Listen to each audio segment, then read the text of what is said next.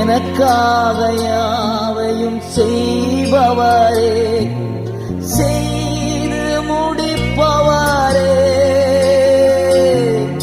என் பாரங்கள்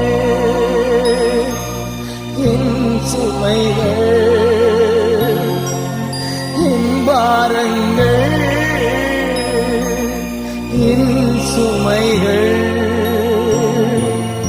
உம் பாதத்தில் இறக்கி வைத்தே,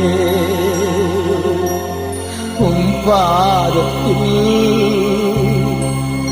இறக்கி வைத்தே. ஏசையா